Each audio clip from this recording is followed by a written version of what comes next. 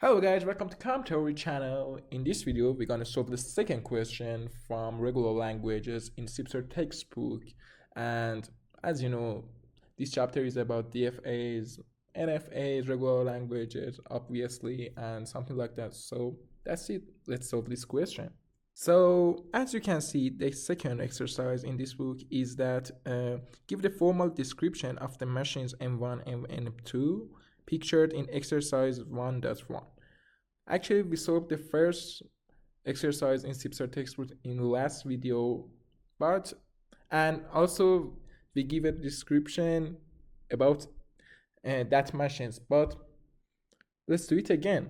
As you know, we define a DF as like this.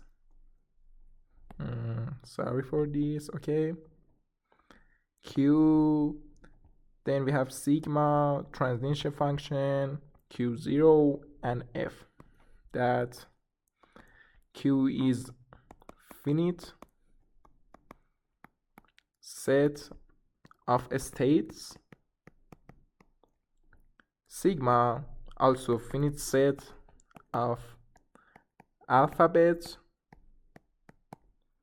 And your transition function is something like this actually. Q and sigma, or better I say your alphabet, that give us a state, and Q0 is our start state, and finally F is actually finite set of accept states. And also we know that F is a subset of Q, and that's it. Let's define our machines. And let's start with M1. M1 is something like this, and we have three states. Oh yes, like this: Q1, Q2, and Q3. And after that, our alphabet is A and B, like this. And after that, we have our transition function. Actually, in here, we have to describe transition function like a table that is something like this. We have Q1, Q2, and Q3, like this. This is our transition function. Our alphabet, obviously, A and B. So if we are in Q1 and we see A, we will go to Q2, as you can see. So Q2.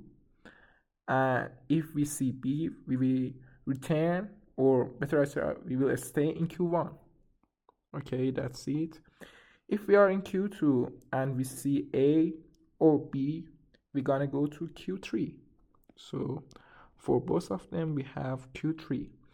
And if we are in Q3, after that we see B, we will go to Q1. And if we see A, we will go to Q2. So that is our transition function. After that, we have our start state that in here it is Q1. Okay. And finally, we have our accept states that in here we have only one accept state, that is Q2. And that's it. But just notice that for Q, sigma, or F, they are set. So we will put them in, in this. Okay. And for Q1, because it is just a state, it's not a set. Okay, we will write it without this character. So that's it for M1. For M2, okay, for M2, we have again our Q set is Q1, Q2, Q3, and Q4. Q1, Q2, Q3, and Q4. Okay, and after that our alphabet is A and B. This is simple. And after that our transition function again. So we draw a table like this: Q1, Q2, Q3, and Q4, and our alphabet A and B. So let's start with Q1.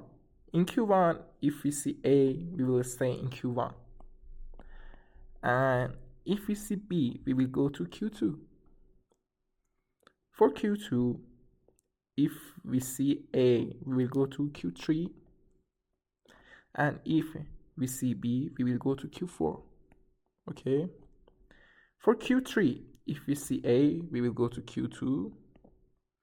And if we see B, we will back to Q1. Okay. And finally, for Q4, if we see A, we will go to Q3. And if we see B, actually we will stay at Q4. Okay, this is our transition function. And for our accepted state, sorry. First, our start state, it is Q1. And finally, for our accepted states, we have Q1 and Q4 here. Okay, that's it. And done. That's it. This is all the question. This is the formal description of machine M1 and M2. As you can see, first we define a state, alphabet, transition function, a start state, and finally accepted states here. And that's it. I hope you enjoyed this video. Don't forget to like and subscribe to my channel and leave some comment for me. I will read them. And that's it. Thank you so much. Have a nice day, guys.